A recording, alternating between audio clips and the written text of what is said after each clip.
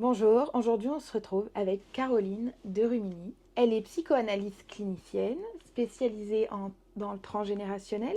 En psychogénéalogie, oui, tout à fait. Ok, merci. Je te laisse te présenter. Bonjour, donc je suis Caroline de Rumini, psychoanalyste clinicienne, spécialisée notamment en psychogénéalogie. Je fais aussi de l'hypnose ericksonienne et de la programmation neurolinguistique. J'ai une formation d'art-thérapie également. Mon parcours, anciennement, j'étais travailleur social, donc j'ai fait aide médico-psychologique, éducatrice spécialisée et cadre socio-éducative. J'ai travaillé dans différents milieux, avec différents publics, dans différents établissements, avant de reprendre mes études pour vraiment faire du one-to-one et être en cabinet libéral.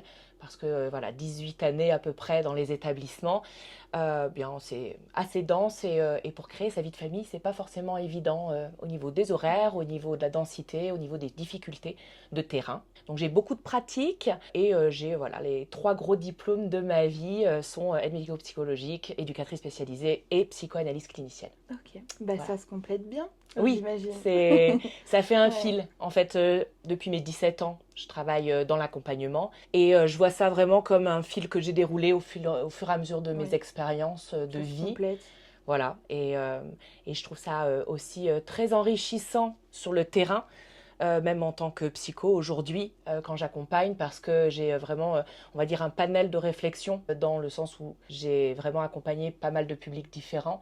Donc, je vais avoir, on va dire, la richesse de la pratique derrière et pas que de la Mm, théorie et juste un ouais, papier pour un diplôme. Et ça, mine de rien, ça aide beaucoup pour accompagner, ne serait-ce que la psychogénéalogie, parce que j'ai travaillé par exemple en maison de retraite, ok, donc avec les personnes âgées. oui. J'ai travaillé aussi avec des personnes handicapées, avec en centre de psychiatrie. Donc en fait, j'ai balayé tout ce qu'on va pouvoir rencontrer dans un arbre, avec la vieillesse, le deuil, l'addicto, quand j'ai travaillé aussi avec des personnes en errance. Donc il y a plusieurs champs que non seulement j'ai étudiés, mais j'ai aussi pratiqué. Oui. Et ça donne quand même un autre regard sur la personne et l'accompagnement, une certaine connaissance. Et je dirais ça amplifie aussi l'empathie, le transfert, la prise de conscience et tout ça. Totalement.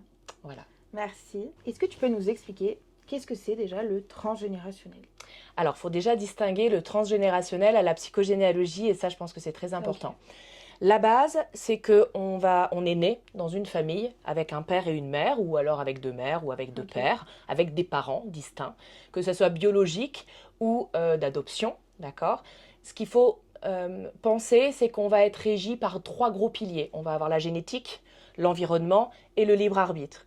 Donc dans la génétique, oui, il y a les parents qui nous ont conçus. Donc, à preuve du ok, contraire, on a besoin d'un ovule et d'un spermatozoïde. Donc, c'est pour ça que dans la base, on va dire, je vais parler d'un père et d'une mère, mais l'environnement va nous avoir aussi construit. Donc, ça peut être deux mamans, deux papas, ça peut être, selon les cultures, différentes structures familiales par rapport ok, à la culture que l'on va avoir, oui, d'accord, ou au pays dans lequel tu vis. Donc, on va avoir tout un ensemble qui va être chargé de vie, chargé d'émotions, chargé d'événements, chargé d'histoire, tout simplement. Donc, dans le transgénérationnel, tu vas avoir ce qui se passe entre ta famille, qui va être ta cellule nucléaire, parents, frères et sœurs, parfois grands-parents quand ils sont assez présents, ou oncles et tantes quand ils sont aussi assez présents. Donc, tu as l'environnement familial qui vient s'enchevêtrer à l'environnement sociétal ou social dans lequel tu œuvres au ok, quotidien. Donc, oui, le transgé, ça va être des rapports humains, des comportements qu'on va avoir tes parents ou tes frères et sœurs avec toi. Ça va être des oncles et tantes, comment est-ce qu'ils vont se comporter également. Donc, tu as le transgénérationnel où tu vas avoir des transmissions malgré toi, d'un environnement qui va t'éduquer, d'accord, dans ok, lequel tu vas élaborer, dans lequel tu vas te construire, ta structure va être telle qu'elle est. Et tu as le psychogénéalogique. Le psychogénéalogique, ça va être quelque chose au-dessus. ok, Les arrière-grands-parents, les arrière-grands-parents, les personnes que tu n'auras pas forcément connues, que tu vas pouvoir regarder comment est-ce que, en fait, chaque génération, avec chaque cellule, vont venir impacter un environnement aux enfants, qui eux vont impacter un environnement à leurs propres enfants, et ainsi de suite. ok, Donc tu vas regarder comme ça de manière comme une cascade par exemple. Alors c'est sûr que quand on parle de psychogé, on vient plus parler de trauma, parce qu'on va venir repérer des blocages, des répétitions, des traumatismes, des maladies, des manières de vivre ou des choix de vie, de métier, des cycles. Ouais. Et tout ça, on se dit, je viens consulter parce que j'en ai marre, j'ai envie que ça switch, j'ai envie que ça aille dans un autre sens. On vient rarement consulter quand tout va bien et que c'est juste pour aller encore mieux. Ça serait génial. Oui, mais on vient moins à ce moment-là. C'est un peu comme l'ostéo, on vient quand on est bloqué, alors qu'on devrait y aller tous les 3 mois pour renouveler son corps. Oui. Ben, c'est exactement pareil. On a été habitué comme ça. On n'est pas en Chine comme dans la médecine chinoise avec une approche prévenir qu'est guérir. C'est ça, et pas du tout, malheureusement. Donc, et ça, je le retrouve dans mes patients et c'est rigolo parce que les personnes qui sont dans leur dernière tranche de vie, allez, je vais dire 70-75 jusqu'à 90 ans, ils viennent pour pas résoudre, ils viennent pour comprendre et établir une espèce de je pose le décor et je viens poser le décor parce que moi je n'ai pas su résoudre. Mais je veux transmettre quelque chose à mes enfants et qu'il y ait quelque chose de tangible et d'écrit. Et ça, c'est des patients que je trouve hyper riches à accompagner parce que c'est des histoires de vie où ils ne peuvent plus remonter le temps, d'accord ? Mais ils viennent mettre un espoir dans « moi, j'ai pas réussi » ou « j'ai pas pu » ou « j'ai remarqué » et aujourd'hui, j'ai la sagesse que je vais transmettre de manière différente. Et ça, c'est beau, tu vois. Donc, généralement, on vient faire de la psycho-G quand il y a des traumas, des répétitions, des blocages. J'arrive pas à tomber enceinte, j'arrive pas à me marier, j'arrive pas à gagner de l'argent, je m'attire toujours les mêmes personnes dans ma vie, j'arrête pas de déménager, j'ai un cancer, soit au niveau des organes génitaux, soit c'est généralement beaucoup au niveau des organes génitaux quand on vient consulter pour la psycho-G, pour X raisons, mais c'est vraiment quelque chose qui va être lié aussi au décodage thérapeutique, décodage biologique. Et du coup, j'appelle ça, pour en revenir au début de ma phrase, à la cascade traumatique. Mais la psycho-G, c'est aussi plein de choses belles et des ressources. C'est qu'est-ce qui fait que j'aime le piano, parce que l'arrière-arrière-grand-père faisait du piano. Ah tiens, c'est pourquoi est-ce que je fais de la couture ? Parce que mon arrière-grand-mère a fait de la couture. Et il y a quelque chose, en fait, où on se dit... Oui, on est peut-être chargé d'un lourd passé, mais si on est en vie aujourd'hui et qu'on a envie d'œuvrer et d'explorer, c'est grâce aussi à nos aïeux et aux choix qu'ils ont faits ou au non-choix, mais il y a quelque chose où on va venir dérouler. Oui, très bien. Merci pour cette explication. Et du coup, comment ça se passe si on veut entamer une démarche, si on veut travailler là-dessus ? Ok. Ce qu'il faut savoir, c'est qu'en psychogénéalogie, l'idée, c'est de venir poser son arbre. Donc, on appelle un arbre familial. Il y a 2 manières de l'appeler. Il y en a qui vont parler de génogramme. Il y en a qui vont parler de génosociogramme. Moi, je dis qu'il y a 3 étapes. Dans un premier temps, tu fais un arbre familial. Un arbre familial que tu fais avec des moteurs de recherche sur des sites, sur un fichier Excel, où tu vas venir construire l'ossature, le squelette. Okay. Au fur et à mesure, j'appelle ça que tu le mets en chair. C'est que, en plus de mettre mamie Yvonne, date de naissance, date de mort, tu vas y mettre en plus quel métier elle a fait, si elle était blonde, brune, rousse, quels yeux elle avait, les maladies qu'elle a eues. Tu vas venir mettre en chair, d'accord ? Donc ça, pour moi, c'est le génogramme.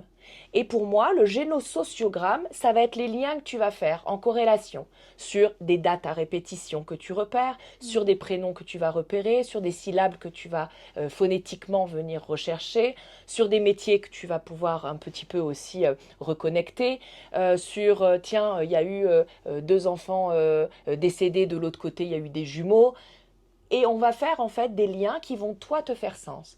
Alors, ce que je te disais en off, ce qui est important, c'est qu'en psycho-G, la plupart se trompent et partent du passé et essayent de trouver le sens dans le présent. Mais on ne peut pas aller réveiller les morts. Donc, c'est dans un mauvais sens. Là, on va venir se questionner intrinsèquement ce que l'on vit dans le présent. On va venir établir une connexion sous, je vais dire, 6 manières de lecture. L'intuition, la mentalisation, l'émotion, le ressenti, l'action et le positionnement. D'accord ? Où là, en fait, tu vas pouvoir voir ce que toi, dans ta vie, quels sont les blocages que tu as, qu'est-ce que tu veux venir repérer, quelles sont les ressources que tu as, qu'est-ce qu'il vient être répété, qu'est-ce que tu veux garder, qu'est-ce que tu veux enlever. Et qu'est-ce que ça vient te provoquer? Quand je parle d'émotion et de ressenti, l'émotion, ça va être les 5 grosses émotions, la joie, la peur, la colère, la tristesse et le dégoût. Après, tu as plein de couleurs dans les émotions. Mais le ressenti, Ouais. ça, on est souvent déconnecté. C'est OK, tu es en colère. Oui, je suis en colère. OK. Comment est-ce que ça vient se signifier sur toi? Tu as les dents serrées, tu as le ventre qui s'active, tu as le cœur qui palpite, tu as les poings Ouais. serrés. Tu as envie de quoi? De taper, tu as envie de te renfermer. Ouais. Donc tout ça, en fait, c'est dans ton présent que tu vas pouvoir comprendre le passé. Parce que, encore une fois, je le répète, mais tu ne peux pas aller réveiller ton arrière-grand-mère qui est morte. On n'est pas là en tant que médium, on est là en tant que psy. Donc on va venir associer la psychologie, donc l'instant T qui est une science, à de la psychanalyse qui est beaucoup plus abstraite, qui va être les lapsus, tout ce qui vont Oui. être, tu vois ce que je veux dire? Très bien. Le langage des oiseaux. Donc le langage des oiseaux, c'est par exemple Odette, Odette. Ok, oui, oui, oui. Pauline, la peau, le lien, Pauline. Ok, Ça, c'est le langage très des bien. oiseaux en psychanalyse, Ok. tu vois. On va vraiment regarder les lapsus, oui, c'est ce que j'ai dit, les rêves, l'inconscient. Donc ça ne peut pas être quantifiable. Donc c'est pas une science exacte. Ok.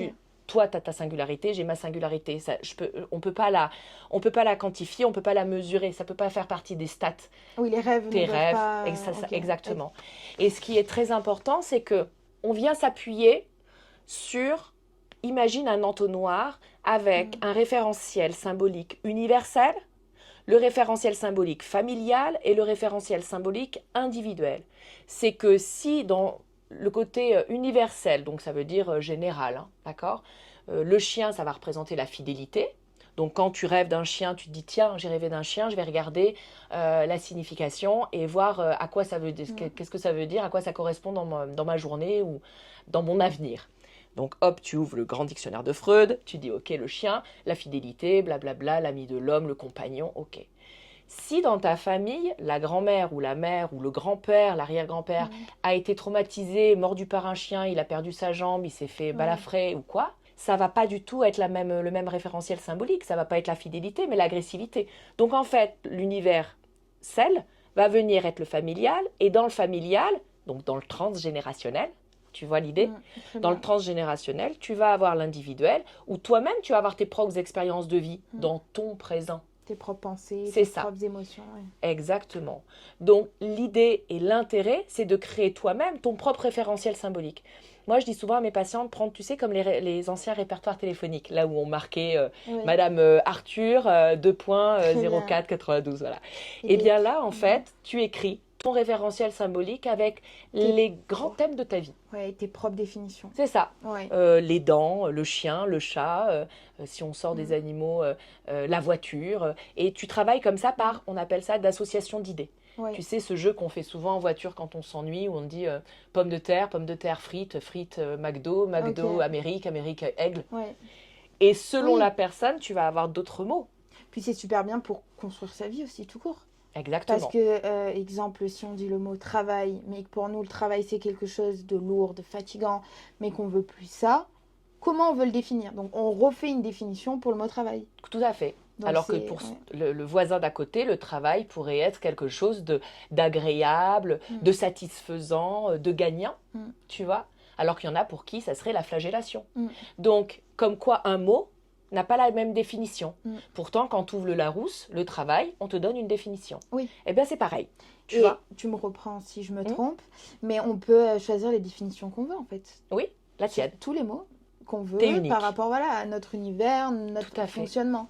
Tout à fait. C'est pour ça que il est important d'avoir son propre référentiel symbolique pour comprendre son décodage. À partir de là, si tu comprends ça, tu as tout compris. Le Ok. décodage même au niveau biologique, c'est que au niveau de l'organe, qu'est-ce que ça représente? Donc de manière universelle, les poumons par exemple, c'est la respiration. Mm. En énergie chinoise, c'est associé à de la tristesse si Mm. jamais il y a quelque chose qui se passe là. Ok, pour toi, quelle fonction a le fait de respirer? C'est difficile ou pas difficile pour toi? Et là, en fait, tu viens tisser la connaissance de Ouais. toi-même. Et bien en psychogénéalogie, c'est exactement pareil. Et ça se passe comme ça. L'arbre familial, le génogramme, le génosociogramme. En gros, la psychogé t'amène toute la théorie et toi, tu vas y mettre la pratique avec ce que tu es intrinsèquement. Donc, au plus tu vas associer ta psychologie, la psychologie et ta psychanalyse, donc ton rapport à ton inconscient, au mieux tu vas décrypter ton arbre. La personne qui va t'accompagner, moi ou un autre professionnel, va être là pour t'amener la théorie, mais les clés, je te les donne, mais c'est toi, c'est tes portes en fait. Oui. Et ce qui est important à comprendre, c'est que, bon, que ce soit ça ou pour tout, en fait, toutes les clés sont à l'intérieur de nous. Ah, mais ça, c'est la base. Les réponses, quand vous allez voir un praticien, je suis désolée de vous dire ça parce que je sais que des fois, quand on est en détresse, quand on n'est pas bien, en errance médicale, on a besoin que les autres nous donnent des réponses. Mais les réponses les plus importantes à votre vie, elles sont à l'intérieur de vous. Totalement. Et ces mécanismes-là, le professionnel va amener un savoir. Ouais. Mais c'est toi qui vas pouvoir affirmer ou non ce qui s'y passe. Si ça fait sens, comme on dit aujourd'hui, ça me fait sens, ou je sens que ça vibre, ou tu vois, ce genre de choses, c'est que ça vient de parler, c'est que ça va venir connecter. Et c'est là, en fait, où on se dit, ben tiens, il y a quelque chose à explorer. Totalement. Et ça, tu ne le trouves pas dans les livres. C'est pour ça, tu vois, quand dans ma présentation, je disais que j'ai eu ce gain de la pratique, je pense que être sur le terrain, rien ne remplace ça, en fait. C'est pas écrit dans les bouquins. Oui. Tu vois ? Très bien. Et il y a vraiment une différence entre... Et je crois qu'on en avait parlé la dernière fois, le savoir et la connaissance. C'est que je peux lire plein de livres sur l'Afrique et j'ai un grand savoir. Tant que j'ai pas été marcher pieds nus dans le sable et en chier dans le Sahara, ben je ne connais rien. Totalement, tant que tu n'as pas rencontré l'humain, tant que tu n'as pas été... expérimenté la matière. Tu vois ? Très bien. Et c'est vraiment cette distinction. Donc, et ça, c'est important et c'est bien que tu le dises aussi aux personnes qui te regardent quand tu dis que toi seul as les clés. C'est que soyez critiques. Et ça, c'est important, c'est que remettez en question aussi le professionnel que vous voyez, parce que même s'il a cette théorie, voyez si ça vous correspond ou pas, et ne croyez pas tout de but en blanc, et la crédulité aussi, c'est très important. Et arrêtez de coller des étiquettes aussi, parce que, en fait, c'est souvent parce que ça nous sécurise de mettre des étiquettes sur tout, mais après, c'est compliqué de les déconstruire. Donc, si vous en êtes conscient qu'on colle des étiquettes sur tout, prenez juste le temps de réfléchir à vous, quelle étiquette vous voulez. Mais vous pouvez faire l'étiquette que vous voulez. Vous n'êtes pas obligé de faire quelque chose de commode. Vous pouvez lui rajouter des strass à votre étiquette, vous pouvez lui rajouter des couleurs. Vous pouvez mettre l'étiquette que vous voulez sur tout et vous pouvez ne pas en mettre aussi. Totalement. Je ne sais pas si ma métaphore, elle a été son bonne. Libre arbitre, si, tout à fait. Le troisième pilier, comme je te disais, tu as la génétique, l'environnement et le libre arbitre. Si on n'utilise pas son libre arbitre, on est bloqué, d'où la psychogénéalogie, dans quelque chose qui va être environnement génétique, où tu es dans un cercle infernal de reproduire parce que tes ancêtres, parce que tes parents, parce que tes frères et sœurs. Et c'est des cycles après qui s'en finissent pas. C'est terrible. C'est terrible. Ce qu'il faut retenir, c'est vraiment ce que tu n'as pas réglé, la vie te le resserre sous différentes formes et différentes manières. Que ce soit des dates, des maladies, des actions, des galères ou des joies et des réussites. Mais il y a quelque chose où tant que tu n'as pas compris, l'univers, il te le propose. Tiens, micro-ondes, il va se le remanger ce soir. Ou quand on a un axe sensible, même si on ne l'a pas réellement réglé à 100%, c'est quelque chose qui nous suit, dans le sens où on l'apaise, mais il y a des moments de notre vie où ça va revenir, on va nous tester, et il faut juste repasser cette période-là, reprendre confiance en notre capacité et aller de l'avant. C'est très intéressant et important ce que tu dis, parce qu'il y en a plein qui me disent... je veux en finir, ou je pensais avoir réglé ça, et ça m'arrive encore. Et alors... Encore une fois, et ça c'est important, c'est que la psychogénéalogie, on vient repérer son fonctionnement. Ça veut dire que demain, on est plus à même et plus apte à affronter ce qui va se passer parce que tu sais. En fait, c'est mettre en conscience et prendre conscience de la situation pour pouvoir répondre de manière différente. Le fameux « quoi d'autre est possible ». Par exemple, j'attire toujours les mêmes personnes dans ma vie, ok ? Demain, alors que tu as travaillé, demain quelqu'un d'autre arrive, en fait, là, aujourd'hui, c'est non. Donc, on te repropose, mais en fait, c'est non. Donc, ça va changer. Oui. Et ça, c'est super important aussi. C'est que c'est pas que tu n'as pas tout réglé. C'est que, oui, on vient vérifier. L'univers est taquin. On dit, tiens, on va lui remettre un petit coup, on ne sait jamais. Mais il complote jamais. Mais il complote jamais. On a un plan. Mais il y a vraiment quelque chose qui va venir dire, ok, elle l'a travaillé, on va regarder sous une différente forme. Ok, c'est acté. Mais aussi, force de maturité. si on passe une période où on est plus fatigué, où on est malade, où on se fait mal, notre sensibilité va être plus élevée, donc on va être plus à même aussi à refaire face à certaines situations. Et en fait aussi, il y a un exemple qui, je pense, qui parle énormément, c'est on a des lunettes, on a tous des filtres différents. Donc si quelqu'un, depuis qu'il est petit, il a des problèmes d'abandon, de rejet, bon, dans tous les cas, on a tous une blessure prédominante. En cas de fatigue, il peut remettre ses lunettes et revoir la blessure d'abandon ou de rejet beaucoup plus intensément que quand il est aligné et en bonne santé. C'est ce qu'on appelle la réactivation en psychologie. Ou le déclencheur. Tu vois, là, par exemple, ne serait-ce que dans les médias, la guerre qu'on peut avoir aujourd'hui, ou les grands faits divers, comme des atrocités qui se passent là en ce moment, et au niveau de la justice avec l'abus de cette femme par plus de 50 hommes. En fait, il y en a pour qui ça fait ni chaud ni froid, ils regardent ça comme une actualité, et il y en a pour qui ça vient régénérer des sensations, des émotions, et ça vient réactiver. En fait, on n'est pas tous égaux parce qu'on n'a pas tous la même histoire. Et mieux tu connais ton histoire, mieux tu vas pouvoir réguler, nuancer ton présent. Et il y en a qui me disent, mais j'ai rien vécu de terrible dans ma vie sur ce sujet-là, et je comprends pas, ça m'a mis, et j'en ai encore eu une ce matin, en disant, vous avez entendu ce qui se passe là pour cette pauvre femme. Elle me dit, dans un état, ça me met, pourtant, j'ai jamais vécu ni d'abus, ni ma mère. Je lui dis, oui, vous, non, le transgénant, peut-être qu'en psychogénéalogie, peut-être que, et on va pas se mentir, on vient tous de Moyen-Âge, 1900. Je pense que les femmes n'ont pas toujours été bien traitées. Et je pense que de l'abus ou du non-consentement, il y en a dans toutes les familles. Mais il y en a qui sont impactés plus violemment parce que ça a été certainement plus traumatisant pour cette personne qui n'a pas réussi, donc, dans l'ancien temps, à venir s'en extirper ou à venir voir comment est-ce que, à l'époque, la psychologie n'existait pas. On ne prenait pas soin de sa santé mentale. La psycho pure, c'est à partir de 1950-1960. La psychologie en cabinet, c'est depuis 1980. C'était hier. Enfin, je suis née en 81, c'était hier. Je me rassure comme je peux. Mais tu vois ce que je veux dire ? C'est nouveau. Donc, tous les traumas de guerre, enfin, voilà, moi je lis beaucoup de livres sur la guerre et les camps de concentration. Tu te dis, ceux qui sont restés vivants, ils sont revenus, ils ont créé des familles. Dans quel état ? Donc, et c'est pour ça, quand je te dis tout ce qui va venir se reconnecter, même là, quand on voit la guerre en Ukraine, quand on voit la Palestine, tout ça, ça peut réactiver des choses très profondes que nous, pour le coup, on n'aura pas vécu, ni nos parents. Ce qui peut parler à beaucoup de gens comme exemple, c'est déjà rien que quand il y a des parents qui se séparent. Oui. Alors, il y en a, ils le vivent très bien, mais il y en a que ça le bouleverse. Bien sûr. Et ça change le chemin de leur vie. Ça change leur libre arbitre, ça change tout un tas de choses. Alors que tout le monde ne réagit pas mal en soi. Non, et il y en a qui réagissent de manière différente et on ne peut pas savoir aussi par comment rapport à son réagit. histoire. Pas du tout, exactement. C'est qu'on est tous différents. Et ça, c'est vraiment très important, c'est qu'on est tous avec déjà une histoire qui n'est pas la nôtre. Et en plus, il faut faire la nôtre. Totalement. Voilà la brouette, quoi. Sympa. Non seulement j'ai ma brouette, mais j'ai toutes celles qui m'ont transmis. Donc, ce qui est super intéressant aussi à dire, c'est qu'il n'y a pas, l'irréversibilité n'existe pas. On peut réverser, d'accord, la donne.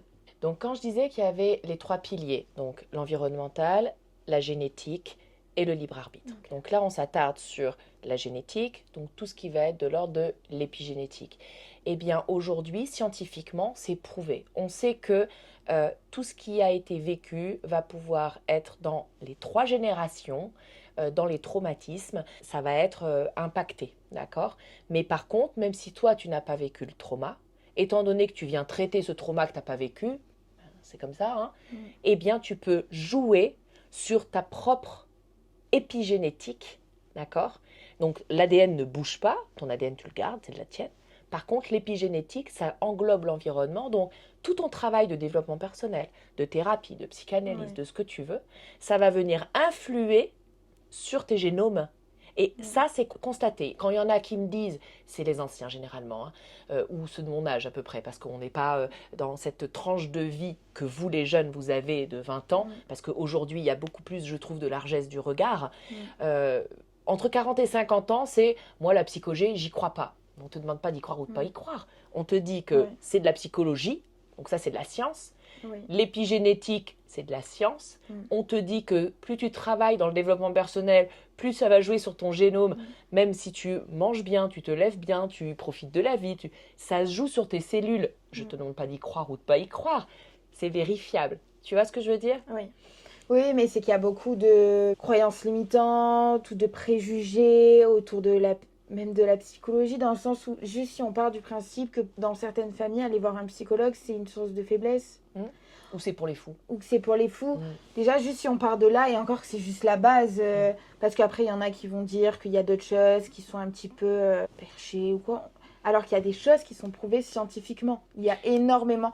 Et en fait, c'est juste que, de manière on le voit sur les médias, c'est juste que le monde ne met pas en avant toutes ces recherches. Non. C'est des petits médias, les médias positifs.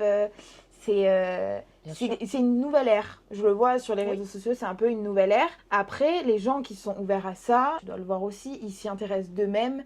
Et je pense qu'après, il ne faut pas vouloir convaincre, on va dire, ceux qui ne sont pas ouverts à ça. Et peut-être que dans 10 ans, ils seront ouverts à ça. Et je pense que toi comme moi, on comprend aussi le point de vue d'une autre personne qui a une vision totalement différente. Je reviens parce que c'est intéressant quand tu parles de perché. J'en profite pour expliquer un point de vue qui vraiment est essentiel pour ceux aussi qui regardent. C'est que la psychogénéalogie, étant donné qu'on vient poser un arbre familial et qu'on vient travailler sur le passé, donc avec des morts, ça a différentes teintes. Il y en a qui le travaillent, donc moi je suis psy, je le travaille avec ma vision et mon prisme de travail professionnel de psy. Donc c'est quelque chose de tangible où je vais t'expliquer la théorie de l'attachement, on va s'appuyer sur des concepts pro, tu vois, dans la théorie du développement, dans tout ce qui va être de l'ordre de l'analyse, du transactionnel, comment est-ce que dans un système familial, la place, le rôle, la fonction va pouvoir bouger. Donc ça, c'est quelque chose de tangible qui est irréfutable.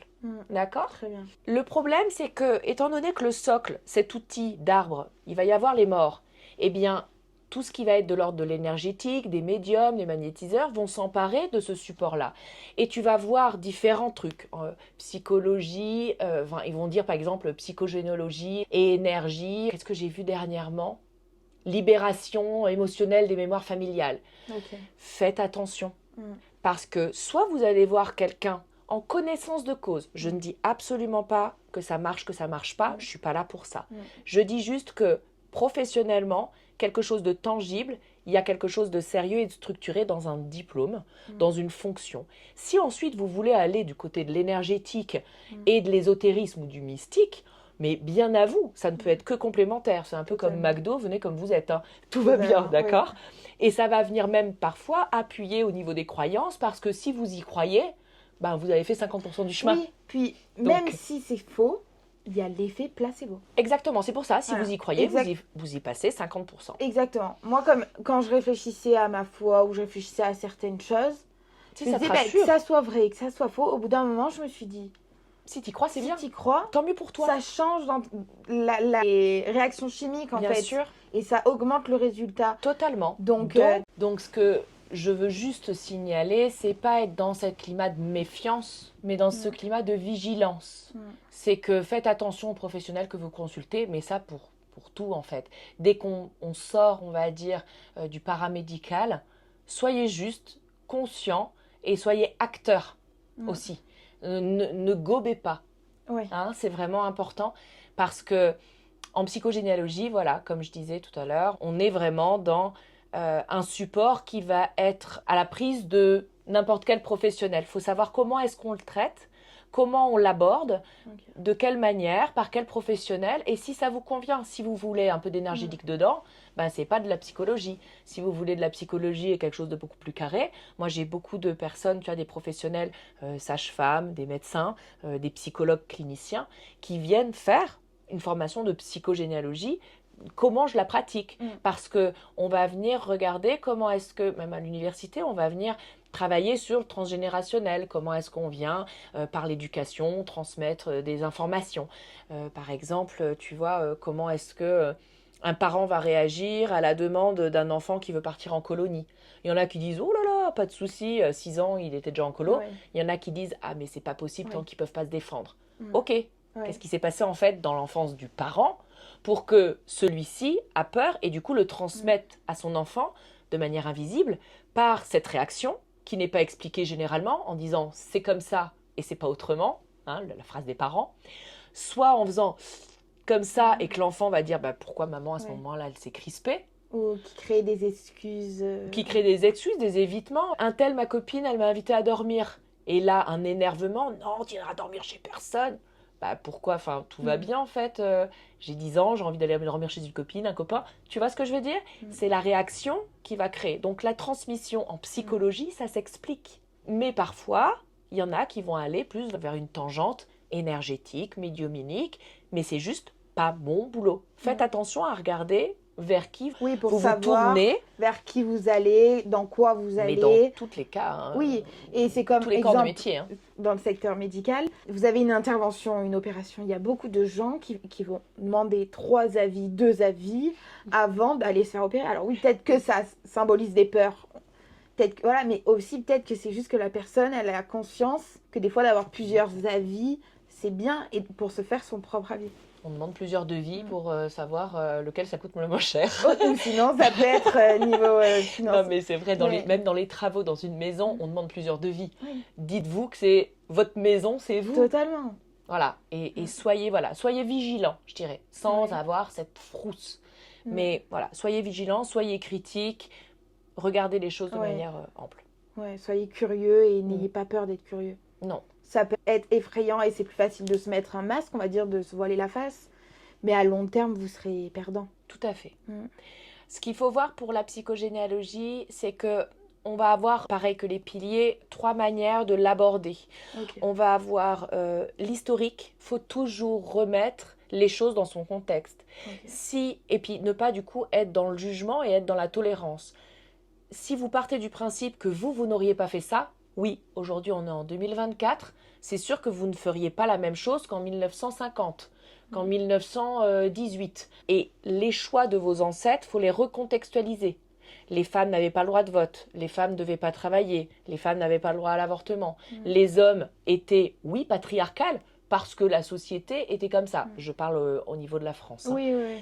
Donc, pareil, si vous êtes dans une autre culture, dans un autre pays, on recontextualise et on regarde toujours et on s'interroge et on s'intéresse à l'histoire de l'Algérie, de la France, des dom-toms, de la Chine, tu parlais tout à l'heure. On va venir recontextualiser pour comprendre le choix de la personne.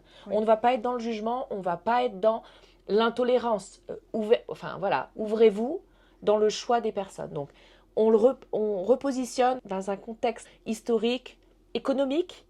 On a le crash boursier, on a la période des gros chômages, on a mai 68, on a la Révolution, si on remonte.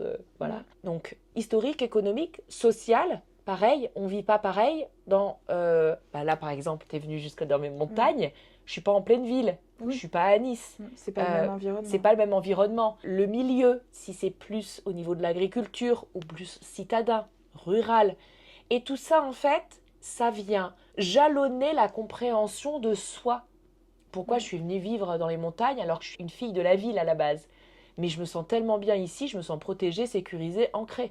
Pourtant, j'aime bien me faire des shots de ville de temps en temps parce que le côté citadin me manque. Mais dans ma vie, j'avais besoin d'être ici. Moi, ma famille, elle est dans des grandes villes. Okay. J'ai fait mes études dans des grandes villes. Okay. Tu vois ? Donc, tout ça, c'est à venir repérer. Ensuite, donc, le deuxième volet, c'est la psychanalyse. Le côté où on va venir soi-même être, ce qu'on disait tout à l'heure, ce baromètre. C'est vrai ou c'est faux ? Parce qu'encore une fois, on n'est pas là pour déterrer les morts. Donc, on va venir regarder si, en nous, ça vient parler. D'accord ? Si ce qu'on vient découvrir, si on parle de l'arrière-grand-mère, si d'un coup, on a une émotion. Il y en a qui regardent des photos. Ça prend. Moi, je conseille très souvent de dire, OK, votre arrière-grand-mère, vous ne l'avez pas connue, elle habitait à Créteil. Marquez sur Google, 1950, Créteil. Vous ressortez des images de rues de Créteil à ce moment-là. Pourquoi il y en a une qui vous fait pleurer ? Pourquoi ça vous fait ni chaud ni froid ? Pourquoi est-ce que d'un coup, vous avez envie d'aller visiter ? Parce qu'en fait, votre cerveau, votre âme, c'est pas votre cerveau, pardon, votre âme, elle vient revoir quelque chose qu'elle a vu.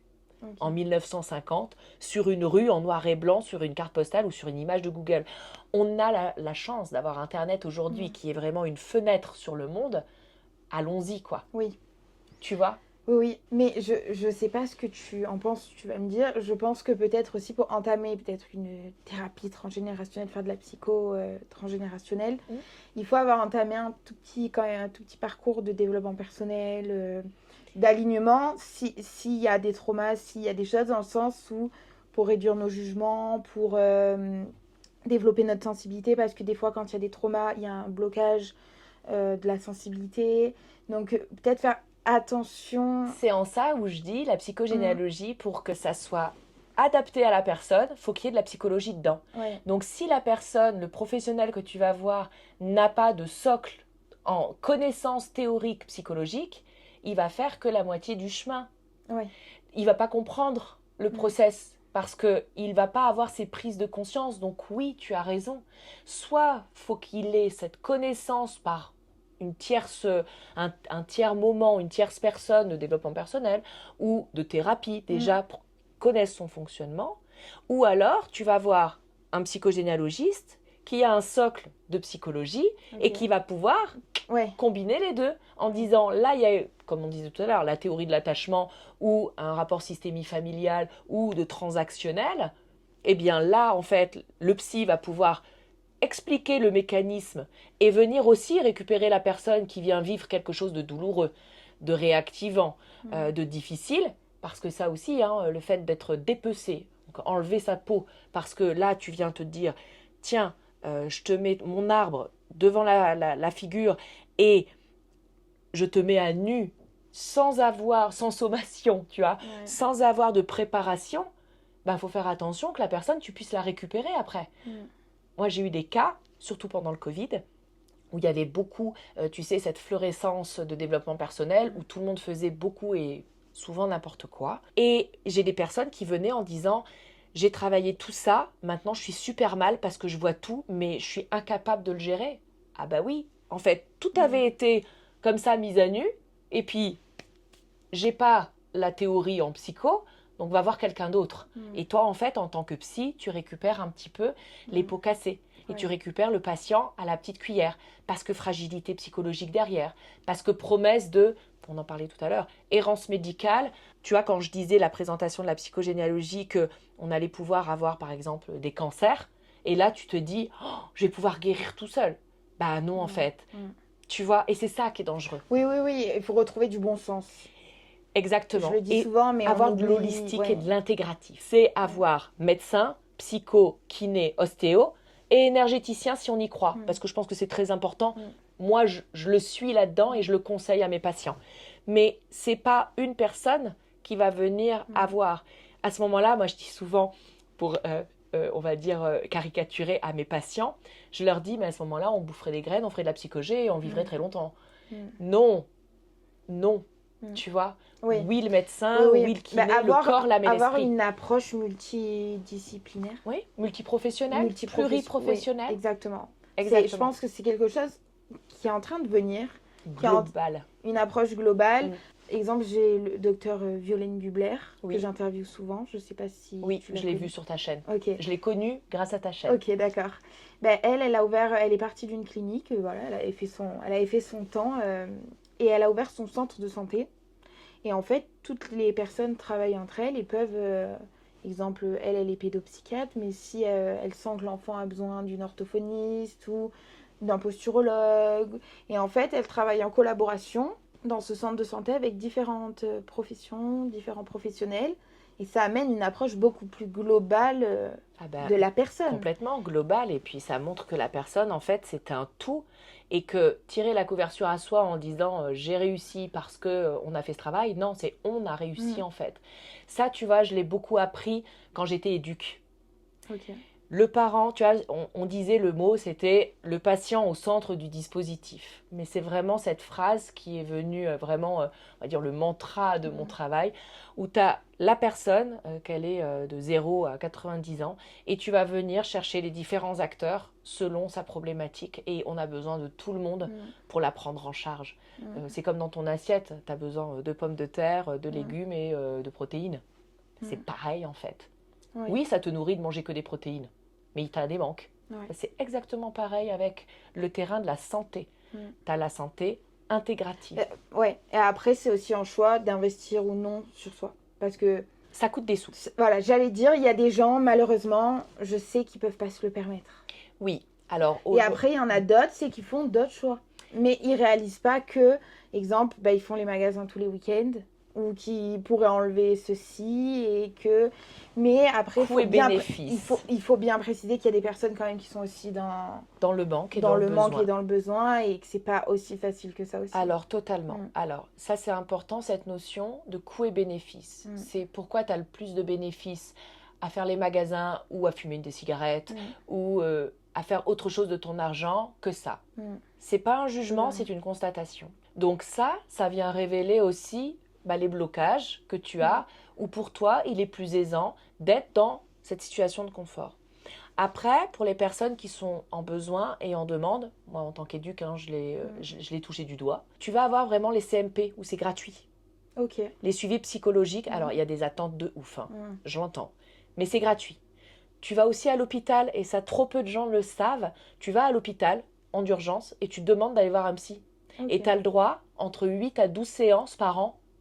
Ah ben, c'est comme quand le médecin généraliste il fait une ordonnance. Ça oui, alors ça c'est encore autre chose parce que c'est un nouveau dispositif. C'est un nouveau dispositif. Oui, mais il y a quand même des solutions pour les personnes qui n'ont pas les moyens. L'hôpital, le CMP, les assistantes sociales, voilà. Même Internet, il faut faire très attention comme on en a parlé tout à l'heure, mais c'est quand même enrichissant ce qu'on a autour de nous, toutes ces informations. Miro, ce que je oser en parler, tout à fait. Voilà, s'intéresser, juste faire attention où on prend les informations, et quand on veut avoir une information, regarder à différents endroits ce qui se dit. Tout à fait, l'arborescence, la valeur de la chose. C'est ça. Tout à fait. Donc voilà, en psychogénéalogie, donc on va venir regarder le présent, le passé. Ce qu'on disait aussi, c'est que l'idée, c'est pas se tourner vers le passé. Le passé, on peut pas le changer. Totalement. Donc l'idée, c'est regarder dans son présent, comprendre ce qui s'est passé pour aller vers l'avenir. C'est vraiment cette grande phrase de savoir d'où je viens pour savoir où je vais. Voilà. Ok. Ça serait ça, tu vois. Ouais. C'est beau, je pense. Oui. J'imagine que tu as dû regarder la série Le Chemin des Oliviers. Beaucoup de personnes ont compris un peu plus le principe du transgénérationnel, la psychoanalyse qui va avec grâce à cette série. Est-ce que tu pourrais nous donner ton avis ? Oui, oui, évidemment, je l'ai regardé. J'ai beaucoup aimé. Je trouve que ça vient justement sensibiliser cette méthode, cet outil, parce que la psychogénéalogie n'est pas une thérapie en elle-même, elle est un outil thérapeutique. Donc ça revient à ce qu'on disait tout à l'heure sur quand tu me disais je pense que c'est important qu'on ait des débuts de développement personnel ou de psychologie. Oui, parce que ça reste un outil. Je vais te donner un exemple. Si tu as un tournevis, tu sais tourner une vis cruciforme. Pourtant, ça ne te fait pas de toi un artisan plombier ou électricien. Pourtant, tu as un tournevis. Donc, tu as l'outil, mais tu n'as pas... Oui, ou c'est comme quand tu vas en thérapie. C'est un enfant qui va en thérapie parce que le parent le veut, mais si l'enfant décide que rien ne bouge, voilà. C'est pareil pour un conjoint. S'il y a un conjoint qui est envoyé chez le psy, mais qu'il le fait juste pour faire plaisir à sa femme, ou inversement. En fait, c'est ça, c'est le même principe. Il faut quelque chose qui est acteur. Il faut un mouvement, il faut une volonté pour que les choses tout à fait. bougent. Exactement. Et c'est un outil, on va dire. Un outil thérapeutique. Donc, il y a les 2 saisons. La série en elle-même, j'ai beaucoup apprécié ce côté où on va venir découvrir cet outil thérapeutique, où on comprend très bien comment la cascade traumatique, selon ces 3 femmes, et puis du coup les 3 hommes aussi, puisque du coup il y a ça vient répercuter les couples des 3 femmes, et les parents et les enfants également. Enfin, je me refais un petit peu des scènes en tête. Et on comprend comment ça vient jouer de manière cascade traumatique, et comment ça vient répéter, et comment ça vient se résorber. Le seul petit bémol que j'ai eu en visionnant la première saison, c'est que quand ils font des constellations familiales, alors là ça va être vraiment... Et on va revenir sur ce côté très énergétique où on a l'impression, pendant les constelles, où la personne donc, qui est constellant va être possédée par l'âme de la grand-mère ou de l'arrière-grand-père. Ça ne se passe pas comme ça. On va parler d'inconscient collectif quand on fait de la constellation familiale. Oui, on va avoir une place, un rôle, une fonction. On va avoir le jeu systémique parce que du coup, on va être en action et on va représenter une personne qui pour soi va venir représenter et se rappeler, se remémorer une émotion. Donc, on va revivre une émotion qui t'est propre en écho de la personne qui va venir chercher une réponse. Mais en aucun cas, il y a une âme qui arrive et comme ça, avec l'autre qui révulse les yeux. Et ça, j'ai trouvé ça dommage parce que je me suis dit, pour ceux qui étaient intéressés, ça va peut-être les rebuter. Ou ça va peut-être leur dire, bon ben voilà, c'est quelque chose de très mystique, comme je le savais. Ouais, voilà. Et l'étiquette comme d'A perché, c'est ça. Donc, voilà. Par contre, à la 2e saison, ils l'ont beaucoup mieux expliqué. Ça a été beaucoup plus dans la véracité de ce qui se passe. C'est que les constellations dans la 2e saison, on voit qu'il y a ce rapport de transfert et on voit qu'il y a quelque chose de l'inconscient du groupe qui se met en place. Et il y a beaucoup moins de quelque chose qui vient percher, comme tu dis, mystérieux, machin. Donc, pour en revenir à ta question, je trouve que c'est une très belle première approche. Moi, concrètement, j'ai eu beaucoup de patients qui me l'ont demandé, ça, c'est mon avis sur la série. C'est clairement des cas cliniques que je vois toutes les semaines, en fait. Un cancer, une rupture, la peur de l'eau, tu vois, la phobie. Donc, c'est quelque chose qui va... Moi, c'est mon quotidien dans mon cabinet, en fait. Sauf que là, c'est romancé, qu'ils sont obligés de réduire et que les constelles, ça dure 3 minutes 30, alors que normalement, ça dure une demi-journée. Mais t'es obligé, c'est dans un tournage, ça reste une série. Mais je trouve que c'est vraiment très fidèle à la réalité de ce qu'on peut voir en séjour, parce que moi, par exemple, je donne des séjours, j'en fais des constelles, et c'est vraiment, même quand ils jouent avec ces petits... les petits... oui, je vois très bien les tours. Les petites pierres, exactement. Les petites pierres d'une différente taille, avec différentes... Moi, j'en ai, mes petits bonhommes, je les ai là. Donc, on vient représenter le système, on vient jouer sur, ok, la mère, le père, ils se regardent, qu'est-ce qui se passe quand ils se regardent pas? Et là, tu as l'émotion qui t'arrive en disant... Non, moi ça m'angoisse, je veux vraiment qu'ils se regardent. Ok, qu'est-ce que ça vient jouer? Toi, est-ce que tu es à côté de maman? Est-ce que tu es au milieu? Est-ce que tu es à côté de papa? Est-ce que tu es loin? Donc, tu viens mettre, et ça c'est important parce que ça vient finir aussi notre sujet, tu viens mettre en matériel quelque chose que tu as intérieurement. Oui.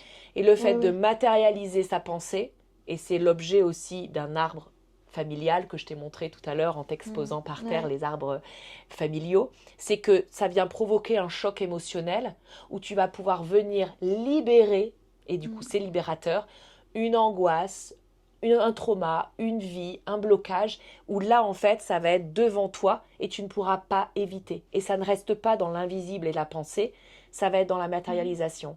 C'est ce qu'on fait quand on fait des actes symboliques. Il n'y a rien de magique. C'est magique en soi, dans le sens où ça vient résoudre quelque chose et tu te dis oh, ça m'allège, cette fameuse lettre qu'on rédige à une personne décédée ou quelqu'un à qui tu veux pas parler et que tu viens t'en libérer en la brûlant. C'est pas quelque chose où tu viens appeler les sorciers. C'est que en fait, tu viens écrire ce que tu as en tête comme si tu l'adressais. Tu passes à l'action, tu passes à l'action. Mouvement, Et tu te sers des 4 éléments. Et ça, c'est beau de le spécifier parce que je pense que ça peut amener du plus aux personnes.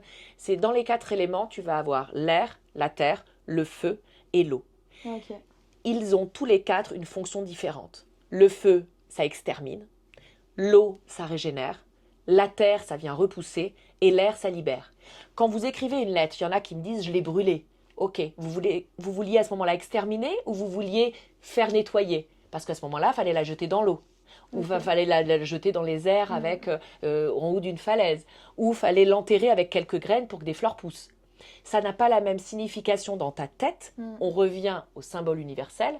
Quand tu brûles quelque chose, ça n'existera plus. Alors que quand tu lui donnes une autre fonction, ça peut continuer. Par exemple, moi, avec les enfants en séance, quand ils ont été traumatisés, abusés, on dessine un bonhomme, on vient peinturlurer avec un feutre rouge en mode on se défend, on se dépense. Par exemple, sur la prison, on va venir dessiner une prison sur cette personne. Et là, on le brûle. Et je vais même dire avec les enfants, mets-le dans les toilettes, fais ce que tu as à faire dessus et tire la chasse. Ça fait un bien fou. Tu vois ce que je veux dire? ça catharsise le truc. Tu te dis, non mais je te fais la totale dessus, je tire la chasse. Ça a une autre fonction, tu vois. Donc plus tu vas y mettre quelque chose où tu vas cracher, ça va amener quelque chose où tu vas avoir de la catharsis. La catharsis, c'est tu vas venir comme ça extérioriser. C'est ça. Et ça, c'est très important. C'est hyper important. Et la sublimation, c'est transformer le moche en beau.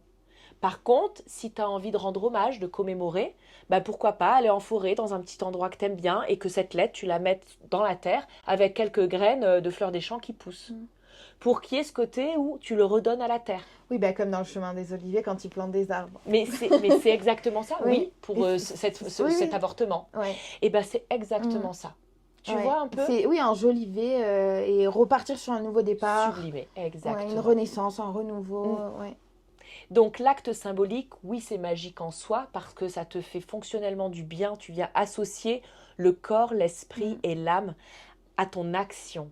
Et c'est en ça que c'est magique. Oui. Tu vois. Et donc, c'est libérateur. Donc, ça vient actionner une guérison. C'est ça. Et après, je sais pas, tu me reprends si c'est pas le cas, mais peu importe ce qu'on fait, tant que nous, on le sent et que c'est libérateur.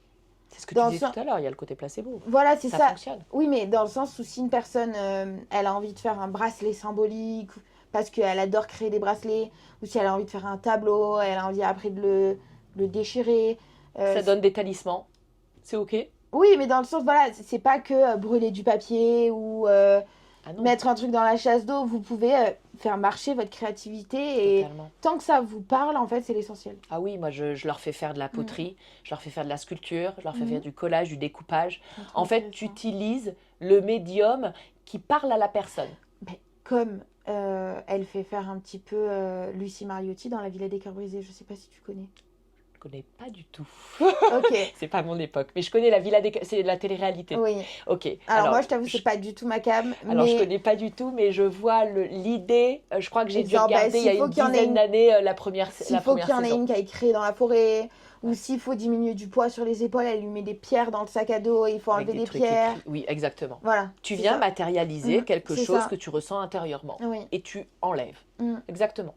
Ouais, ok. Voilà. Super, merci. Merci pour ton invitation, j'ai trouvé ça très sympathique, cet échange. Et merci à toi aussi. Moi aussi, j'ai beaucoup aimé. Vraiment, tu vois, c'était pas... Il n'y avait pas quelque chose d'hyper structuré, on savait de quoi on allait parler et c'était très agréable et fluide. Et j'aime beaucoup ces interviews où on va avoir comme ça un échange. Et aussi le côté naturel qui ressort. Ah bah oui, plutôt c'est essentiel ça n'a pas été académique. Exactement. Et ça, c'est vraiment sympa. Donc, merci beaucoup. Et merci à toi aussi. Tu as écrit un livre sur la psychogé. Est-ce que tu peux nous le présenter, nous en parler un peu plus? Oui.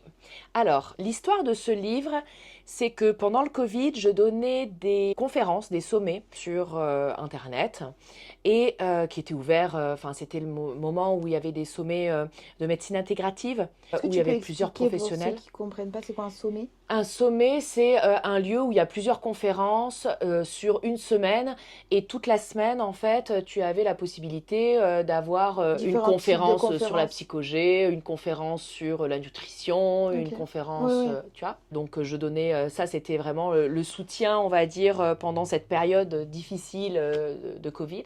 Eh bien, une personne qui regardait ce sommet était une directrice éditoriale. Et en fait, suite à ma conférence, m'a contactée en me disant je te veux toi dans un bouquin et je veux que tu écrives un livre pour notre maison d'édition. Donc je n'avais absolument pas l'intention à la base d'écrire un bouquin. J'ai pas démarché les maisons d'édition avec un projet. On est venu à moi, mais oui, carrément, c'est très flatteur, tu vois, c'est très flatteur. On est venu à moi et on m'a dit je te veux, toi, tout ce que tu dis dans un bouquin. Et c'est très drôle parce que c'est une question que je voulais te poser en off et tu as répondu. C'est vrai? Oui, oui, oui. Je me demandais si tu avais démarché ou si on t'avait démarché. Oui, c'est vrai que c'est très flatteur. Et en plus, on m'a payé. Ok. Non seulement on m'a démarché, mais en plus, on m'a dit on te donne des sous pour que tu écrives un bouquin pour nous. Donc là, tu te dis waouh, c'est cool. Tu as l'ascenseur émotionnel. Tu te dis waouh, génial. Puis après, tu te dis pourquoi j'ai dit oui? Je n'ai jamais écrit de bouquin. Et là, la directrice éditoriale, donc Florence Pierron, que je salue et que j'aime beaucoup, qui est devenue vraiment quelqu'un voilà, de mon entourage que j'aime solliciter et qu'on se donne aussi des nouvelles. Enfin voilà, on a tissé quelque chose de différent toutes les deux. Et elle m'a dit, mais t'inquiète pas, tu as écrit 3 mémoires dans tes 3 études différentes, tu vas réussir à écrire un bouquin en fait. Surtout que la maison d'édition Hugo Publishing, c'est une maison d'édition qui va être vraiment classée grand public. Donc très accessible. Donc l'idée, c'était que je vulgarise un maximum la psychogénéalogie et que je vienne retranscrire un peu ce que je vous ai dit, mais évidemment avec beaucoup plus de contenu, où vous allez avoir, on va dire, la trame avec les 12-13 thématiques que vous allez suivre au fur et à mesure pour faire un premier pas, un premier jet dans votre travail d'enquête, dans votre travail de résolution, d'analyse, de construction, d'élaboration psychique. Avec des exercices pratiques. Exactement. C'est pas juste un livre à lire, il y a de l'écriture, il y a de l'apprentissage, mais en même temps, il y a des pages réservées pour en fait mettre en action votre apprentissage avec votre histoire à vous. C'est ça. En fait, je l'ai construit comme un guide. Donc, vous avez la théorie, et après, vous vous mettez à la pratique. À chaque fois, vous avez la partie théorique pour que vous compreniez ce que vous faites, ce qu'on disait tout à l'heure par rapport à la différence entre psychologie et non-psychologie. Donc, vous comprenez ce que vous faites et après, vous répondez à vos questions et vous voyez comment cela vient impacter et poser une empreinte sur l'intérieur de vos ressentis et vos émotions. Donc, c'est vraiment un guide, un peu comme un journal intime. L'idée, c'est pas de le lire de A à Z, ça ne servirait à rien. C'est vraiment de le faire sur une petite année, je dirais 9 mois, comme si on est une gestation, un temps de bébé, d'élaboration, de grossesse. Mais ça serait vraiment ça. Donc, voilà. Ok, super. Bah, je vous mettrai de manière toutes ces informations en bio, ainsi que les informations du livre et tout ce qui va avec, si vous voulez tout retrouver. Donc voilà, après j'ai aussi créé des cartes, mais ça après vous pouvez le retrouver sur mon site internet, des cartes symboliques, on en parlait tout à l'heure par rapport aux actes symboliques. Donc j'ai créé des petites cartes pour que du coup sur différentes thématiques, les grosses thématiques d'une vie, une fausse couche, la perte d'un bébé, la perte d'un être cher, la reconnexion à soi, les mémoires familiales, la libération des angoisses, tout ça. Enfin voilà, 11 thématiques de cartes. Et un sous-main aussi que je t'ai offert tout à l'heure. Oui.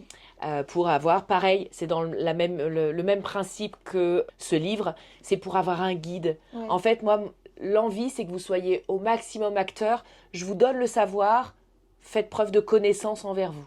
Ça serait vraiment ça, en fait. C'est des outils qui vont vous permettre à vous reconnecter à vous-même et de manière libre. C'est vous qui choisissez ou non. Oui. Tu vois ce que je veux dire? Totalement. Et voilà, et ça c'est mon but. C'est de ne pas rendre... Exactement, oui, c'est grand public. Je dirais, il y en a qui me disent, il y a des ados qui me demandent, je dirais que c'est à partir de 15-16 ans. Ok. Voilà.